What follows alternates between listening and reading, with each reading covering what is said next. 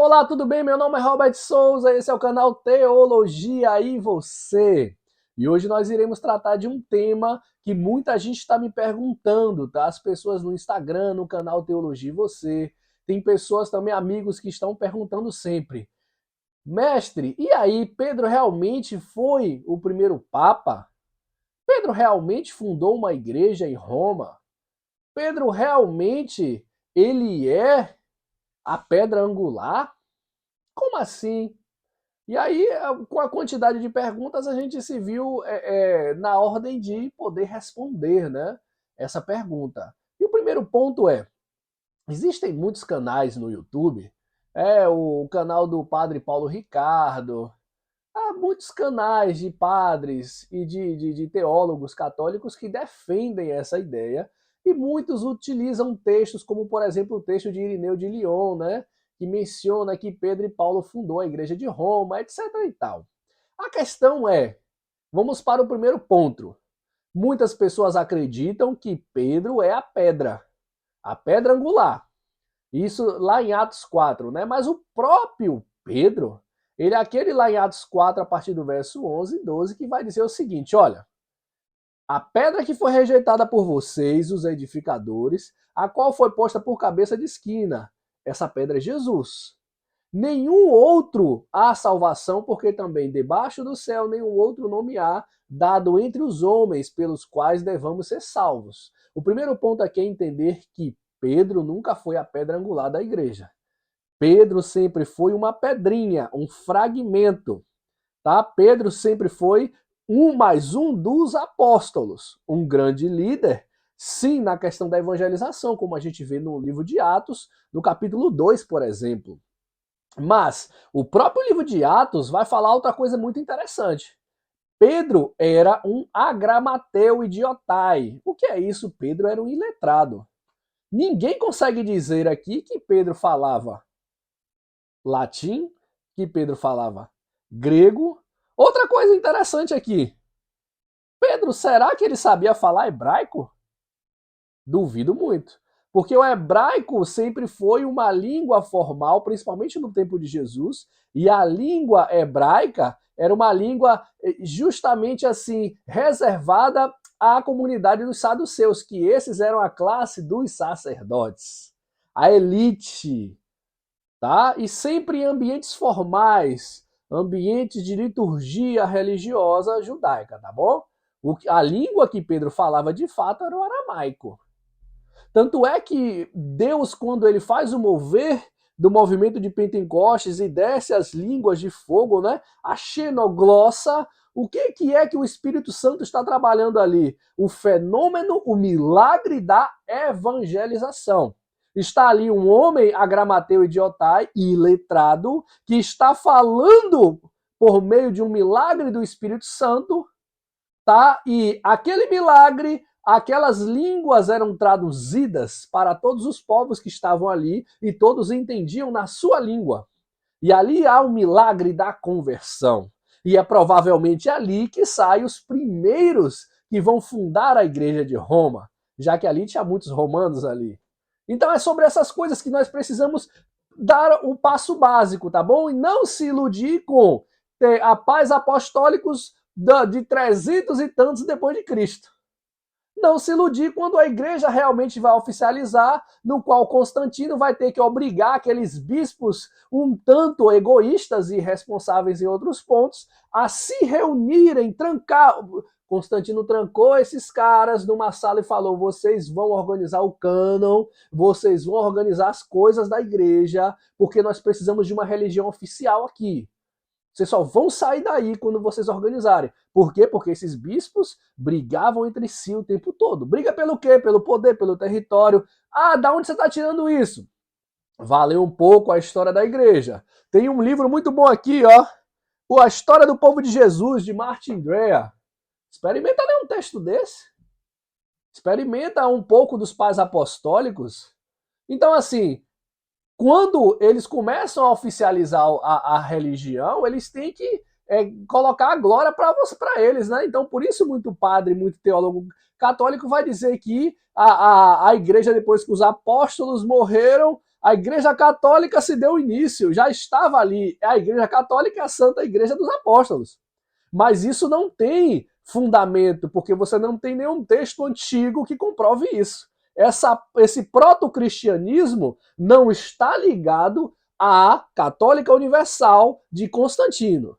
Não está ligado a esses aí.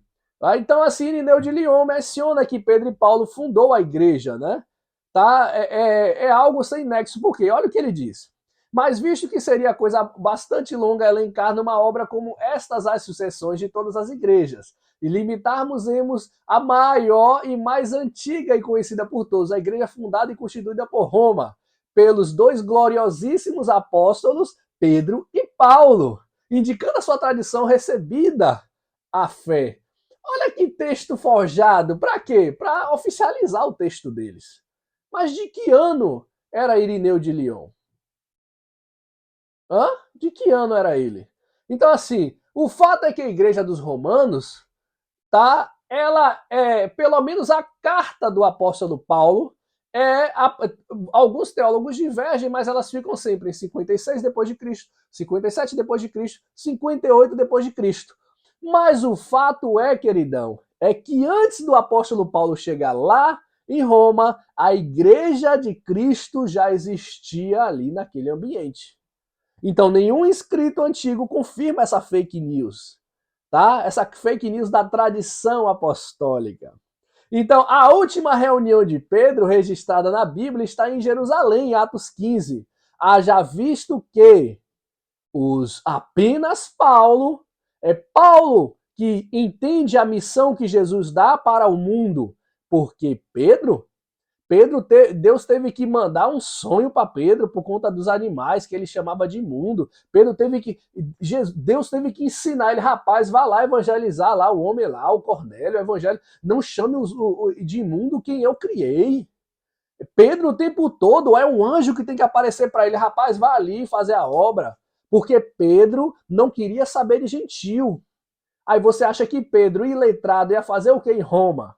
Onde é que está escrito isso? Em lugar nenhum. Porque todos os escritos antigos compreendem a partir de Atos que os apóstolos se concentraram em Jerusalém. Quem é comissionado, quem arde no coração as missões, é Paulo, não é Pedro. Pedro pode até ser chefe dos apóstolos, mas Pedro tinha uma liderança superior a ele que resolvia os problemas dos concílios. Sabe quem é? Tiago, irmão de Jesus. Abra Atos 15. Quem é que resolve a briga ali, o problema ali? Quem resolve é Tiago. Tiago que sempre tinha a palavra final, não era Pedro. Pedro podia ser na questão dos milagres, na autoridade do falar do evangelho, mas de resolver os problemas e ter a voz de autoridade dos apóstolos? Negativo, me prove isso. Em qual lugar da Bíblia? Não, queridão, não. Tá? Então, Paulo, por exemplo, escreve essa carta em 56 a 58, né, depois de Cristo. E Paulo, para começar o texto ali, ele nem cita Pedro em Roma. Analise que toda epístola, toda carta de Paulo, ele sempre vai saudar as pessoas, ou para quem é endereçado a carta. Por acaso está o nome de Pedro ali? Negativo. Negativo. F.F. Bruce vai dizer o seguinte: conforme Atos 2:10, a multidão de peregrinos em Jerusalém para a festa de Pentecoste, né, em 30 depois de Cristo, que ouviu Pedro pregar o evangelho e incluía visitantes procedentes de Roma, tanto judeus como prosélitos. Está escrito. Então, não temos a informação sobre se alguns deles estavam entre os 3.000 convertidos, mas nós cremos que foi um desses peregrinos ali, tá bom? A gente tem outro também, o Timothy Keller vai dizer o seguinte: quando Paulo realmente Berkeley vai falar assim: quando Paulo realmente escreveu a carta aos Romanos, a data foi algo em 53 depois de Cristo, estando ele em Corinto. Estava a ponto de completar um projeto muito querido em seu coração. A igreja em Jerusalém era uma igreja mãe de todas, tá? Mas era uma igreja pobre, perseguida, tá bom? E Paulo tinha organizado uma coleta entre as igrejas jovens para a igreja de Jerusalém. Analise 1 Coríntios 16:1, 2 Coríntios 9:1. Era do sonho do apóstolo Pedro coletar, né, ofertas, né, coisas para a igreja de Jerusalém, porque era uma igreja pobre. E quando Paulo escreveu aos Romanos, ele estava justamente para sair para Jerusalém, com esse donativo para a igreja de Jerusalém. Tá? Aí ele está escrito em Romanos 15, 25. Mas agora vou a Jerusalém para ministrar aos santos. Tá? Timothy Keller vai dizer assim, Paulo escreveu para a igreja em Roma por volta de 57 depois de Cristo. Durante sua terceira viagem missionária, muito provavelmente de Corinto, Grécia, a igreja era composta por judeus e gentios convertidos que eram cristãos comprometidos com o evangelho, mas eram jovens. Tá baseado em quê? Atos 2:10. Quem fundou a igreja de Roma? Ninguém sabe, queridão. Mas o que sabemos é que Pedro jamais teria fundado essa igreja em Roma, porque nesse mesmo período de 30 depois de Cristo, depois daquele milagre das conversões, Pedro se manteve no projeto que está em Atos, ali resolvendo as coisas, no máximo até Antioquia, no máximo. Pedro não está indo para Roma, não. Em nenhum momento Pedro está indo para Roma, tá? Repare que o livro de Atos tem uma informação importante. Atos 18, 20 diz assim, o imperador Cláudio fez um decreto, né? E mandou retirar os judeus de Roma, antes do versículo. Está escrito assim, depois disso Paulo saiu de Atenas e foi para Corinto, onde conheceu um judeu chamado Áquila, nascido no ponto que chegara, Atos 18, 20. O escritor Galo Suetônios confirma que os judeus perturbavam e foram expulsos de Roma. A igreja de Roma foi fundada provavelmente ali a partir de 30 depois de Cristo. Normalmente alguns compreendem entre 40 e 45 depois de Cristo. E não jamais o apóstolo Pedro. Não, Pedro não estava ali não. Inácio de Antioquia, de 35 a 99 depois de Cristo, escreve a epístola aos Romanos, um comentário. Ele não informa quem é o líder ou o bispo de Roma. Olha que interessante que você tem mais um que é daquele período e não como os pais apostólicos do século 3, século 4, tá? Ele não informa quem é o líder, o bispo ali. Clemente de Roma aos Coríntios, um comentário dele, escreve na carta também, 35 a 99, tá? Em nenhum momento se intitula como bispo de Roma, e ele na carta aos Coríntios. Nenhum momento. Clemente, também no capítulo 57, de 1 a 2, ele pede aos crentes revoltados, rebeldes, a se submeterem a quem? Aos presbíteros da igreja de Roma, para largar, né, a arrogância, a soberba, tá bom? O pastor de Hermas, quem não sabe também, quem não conhece esse texto, no capítulo 8 vai dizer também que ele informa que ele estava dirigindo aquele comentário aos presbíteros da igreja de Roma. Clemente não era bispo. Se ele fosse bispo de Roma, o pastor de Hermas aqui estaria informando, direcionando para ele. Mas sempre que se comenta por alguém desse período, todos comentam como presbíteros de Roma. Não havia bispo ainda ali. Piorou papa. Da onde essa conversa de papa? Do século 3, do século 4. Então, essas são as verdadeiras fontes mais antigas. E não história de Irineu de Leão, de Tertuliano. Não história dessa galera não, queridão. Não história de Clemente. Não. Esses caras aí têm que oficializar a igreja. Eles têm que fechar ali para dizer que é uma só. Uma unidade. Pega a visão, se você só for um pouco refletir sobre isso, você vai entender o que a gente está falando. Tertuliano de Cartago, Irineu de Leão e o bispado de Roma, ou o Papa, vai surgir no meado do século 2 por 3.